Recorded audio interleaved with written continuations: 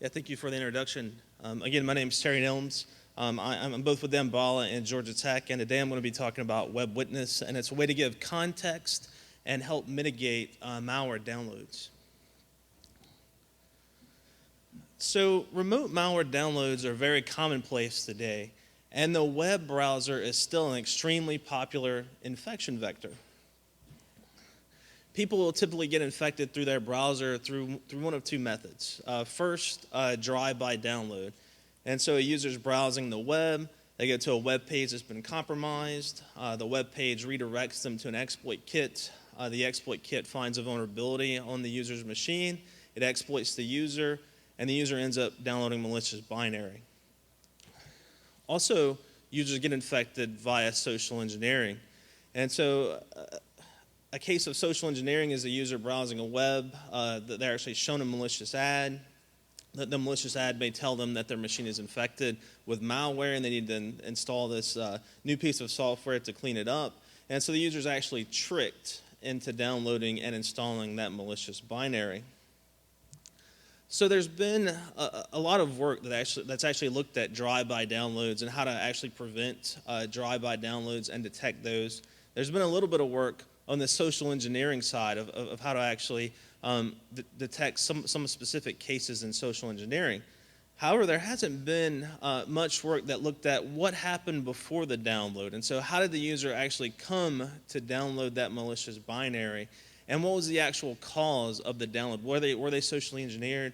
Was it a drive-by download? And in addition, really going through and actually labeling the nodes in that download path and annotating them, such as in the case of this drive-by download where we automatically label the landing, injection, and exploit. And so that's the focus of our work, is to automatically provide this context to malicious downloads. And we do that through automatically reconstructing the download path and automatically identifying the cause, and then going through and annotating the particular nodes of interest. And the reason we do this is to one, help threat analysts understand current attack trends and how users are actually getting malware installed on their systems on the web. And also, we leverage these annotated download paths to help us develop more effective defenses against malware downloads. And so how hard is it really to find the actual path the user took that eventually led them to a malicious download? And so if you look at my slide, it seemed pretty easy here, right? I have 4 requests that happened just prior to this malicious download, and I simply circled those and showed that as the path. But in the real world, it is much more complex. And this is actually a web traffic graph of a single user's machine in the 5 minutes prior to a download. And so each dot on this particular slide represents an individual HTTP transaction, with the red dot representing the malicious download. And so what we want to do, what we want a system to do for us, is to go from this level of complexity to an annotated download path. And this is a real example. This in fact is the download path extracted from that graph on the previous page. And so here it shows the user starting at a search engine and then going through some web pages that eventually leads to a drive-by download from an exploit kit. And the nodes here have automatically been labeled by our system, as well as the actual cause, which is drive-by download. In addition to providing these annotated download paths, we also want to explore, well, how can we leverage these to improve defenses? And so today, for drive-by downloads, the majority of defenses are actually focused at the very end of this download chain. And so we typically look at things like the actual exploit itself, the exploit node, the actual executable that's being downloaded, and try to make a determination, is that executable malicious or not? And we end up often blocking these domains. And so one thing that we're going to look at in this talk is, well, what if we move back in this download path and actually try to implement a defense that actually starts closer to where the attack actually begins? And so when we first started our work in this area, we didn't really know how to reconstruct the download path.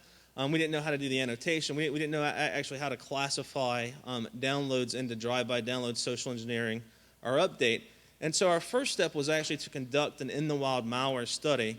And so we created a collection agent, and we deployed it on a large university network for a period of 6 months. And so this collection agent looked for an executable being downloaded on the wire, and it grabbed the previous 5 minutes of data, or HTTP transactions, from that user and dumped it to a file. We ended up with a couple 100,000 downloads over this period of time, but we were able to identify 533 of those as being malicious downloads, and they were spread across drive-by, social engineering, and update. And so for these 533 downloads, we did extensive manual analysis. And so we did a lot of reverse engineering. We had to do a lot of deobfuscation. We looked at plugins, and we manually reconstructed the path for all 533. We manually classified those as drive-by, update, or social engineering, and we also manually did the annotations. And so the result of this study is that we had some labeled data, and we also realized where some of the difficulties lied in trying to do this. And so one is the actual download path traceback is actually very difficult, and you cannot rely only on the refer and location headers to do it. You need a set of additional features to actually correctly do the traceback. And also labeling the roles of the nodes in the download path is extremely challenging. And this is due to the semantic gap between what you actually observe on the network and what is rendered in the browser. And so from our study, we built a system that we call WebWitness. And I'm going to walk you through this system now. And in the first step, the actual input to the WebWitness system is live network traffic. So this could be live network traffic, or it could actually be a PCAP as well. But what we're looking for is an executable download. And WebWitness buffers HTTP transactions from users. And so when we actually see an executable download, we can go back in the previous minutes. And in our case, we use 5 minutes. And we can actually take all that data and feed it into our download path traceback module. And so back to the graph I showed before. This is a web traffic graph. WebWitness constructs this. And so all WebWitness gets from that live network traffic are the actual dots, the actual individual HTTP transactions that were observed prior to that malicious download. It then goes through and actually constructs the source of relationships between those nodes. And so I mentioned before that you can't just use the refer and location headers.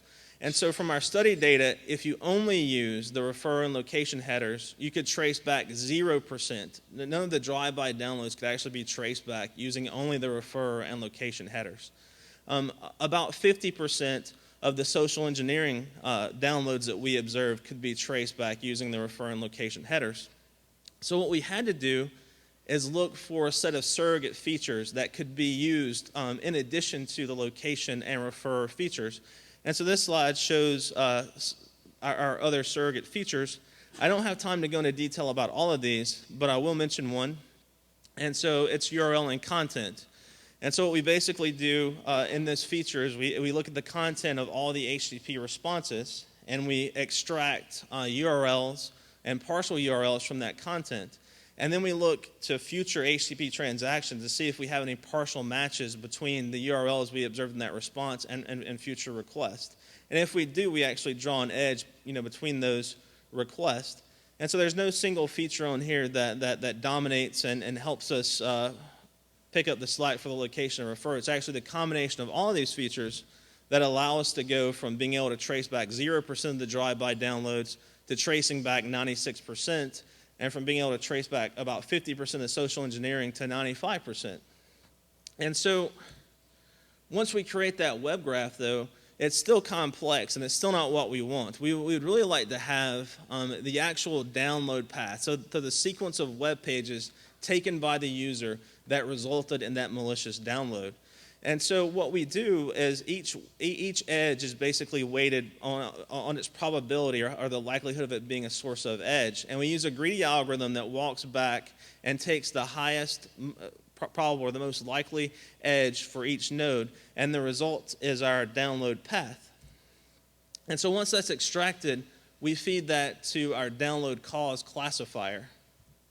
And so here are some paths that have been fed to it.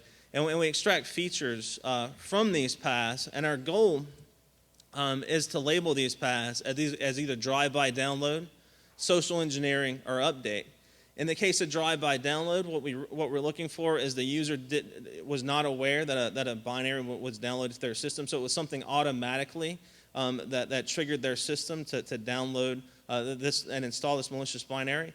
On the social engineering side, the user was actually tricked into installing or downloading and installing the binary. And in the update case, the user already has malware running on their system, and the malware is either updating itself or it's downloading an additional piece of malware to install on the system. So the reason that we care about doing this classification is, on the one hand, to help us better understand attack trends, but more importantly, it allows us to know which defense module to send this path to. And so our classifier uses 6 features to classify a download path. And I don't have time to talk about all 6 features, but I will talk about one, which is the candidate exploit domain age. And so we have those paths, and we basically walk the path looking for what we call commonly exploitable content. And so those are things like Java, Flash, PDL, Silverlight, things that are commonly used by the attackers to exploit users' browsers, because there's a lot of vulnerabilities in the actual software that processes these file formats.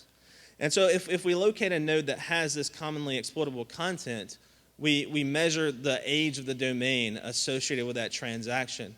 And so the way we measure the domain age is we have a large passive DNS database, and we go to this database and we look to see the first day for which that domain is resolved.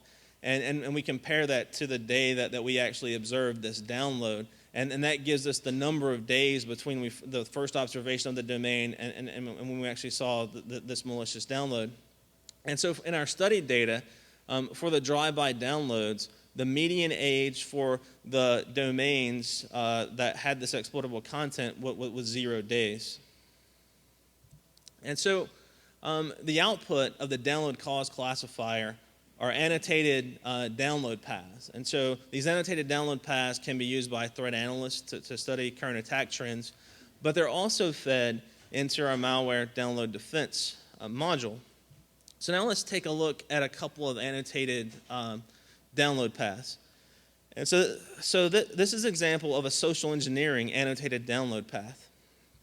And if we start at the very top, a user is actually visiting Omegle, which is an online chat application that allows 2 strangers to communicate.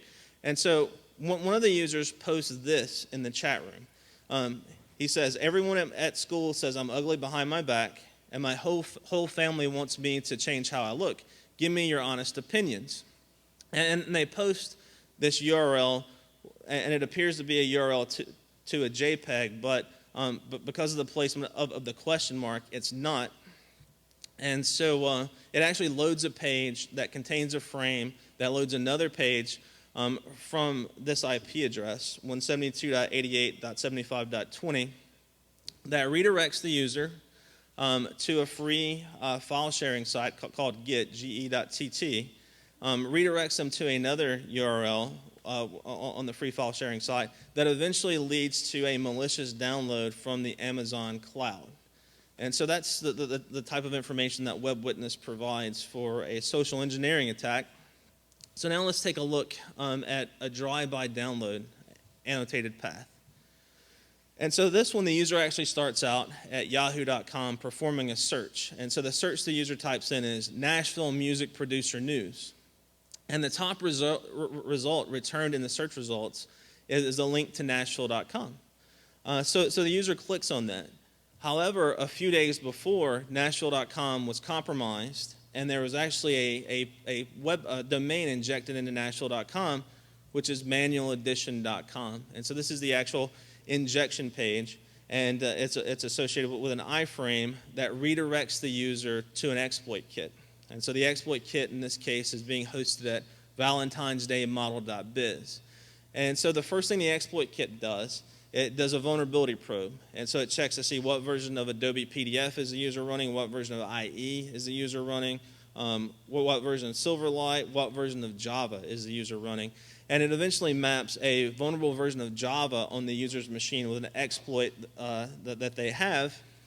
And so it redirects the user to an exploit kit that delivers a malicious jar to them.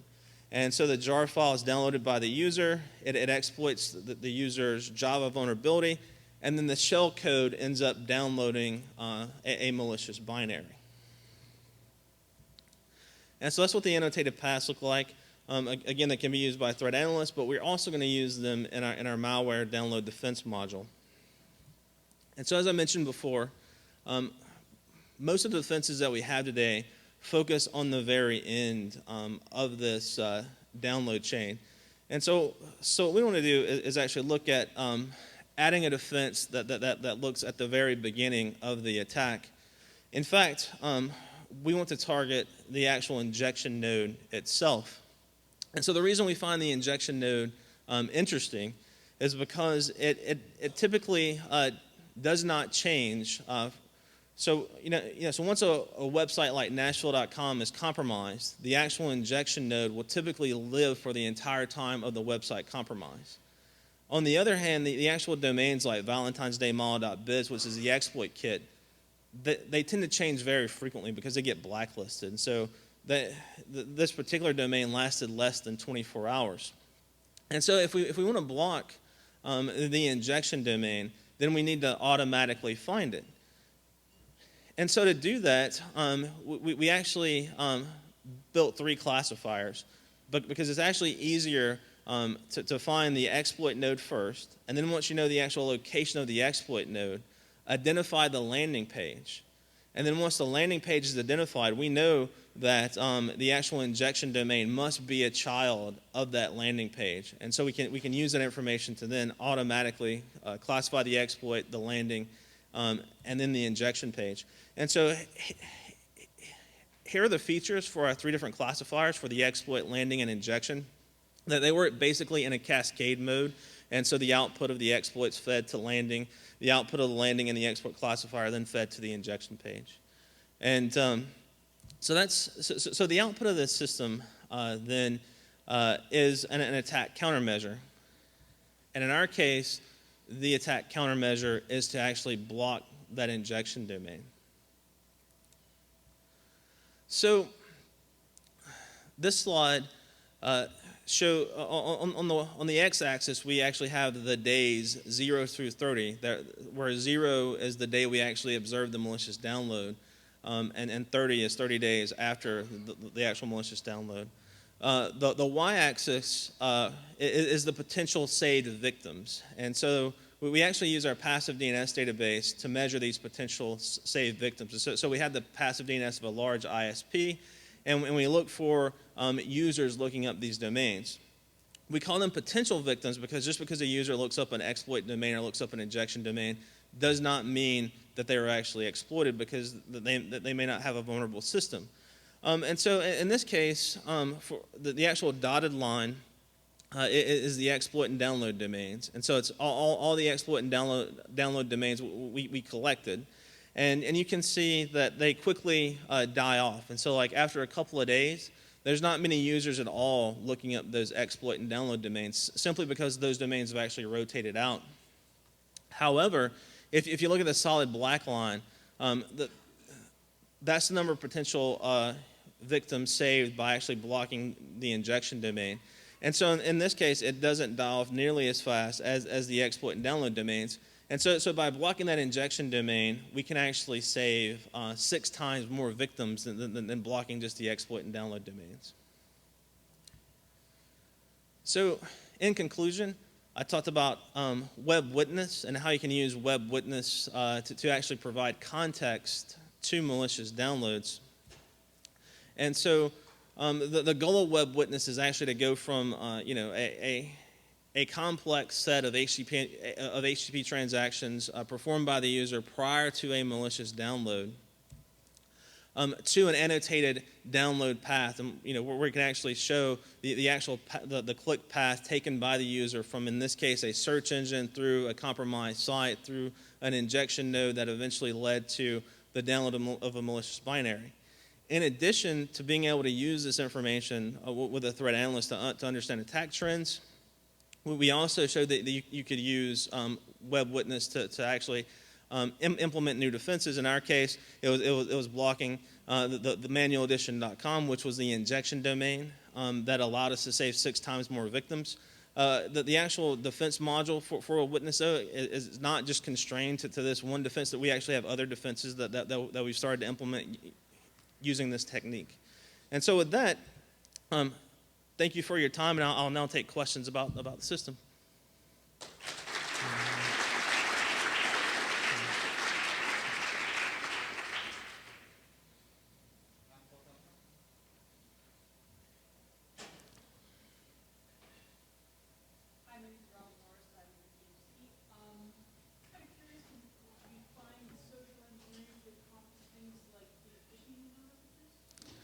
Yeah, so in this case, we just looked at social engineering on the web itself, and so we didn't have any hooks in the email, get that data. But in some way, if you actually had the email data, you could probably extend it to look. I saw this URL in email, and then I saw the user visit the site. But our work focused only on the web.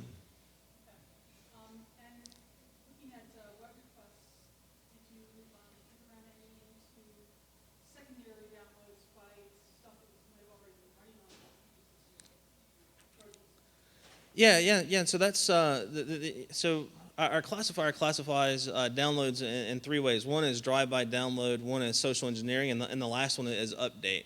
And so the update covers that case. And in addition to actually covering the malware just updating itself, also downloading like additional malware cases. Such as the case for like pay per install example.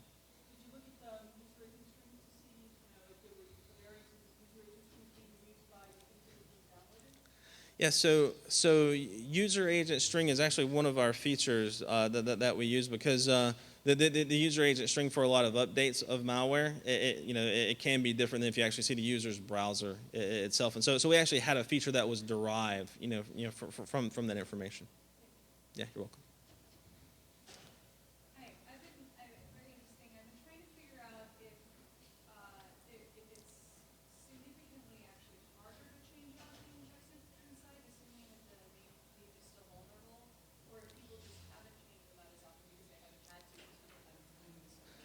Yeah, so to change out the injection domain, the attacker would either have to recompromise the site, right, to inject a new domain, or they would have to install software in some way that would periodically update the domain. And in both cases, right, we believe it actually increases the likelihood that the page owner, the owner of the compromised site, would be more likely to actually detect that their page was compromised and clean it up. And so that was one of the reasons we believe they didn't change that as much.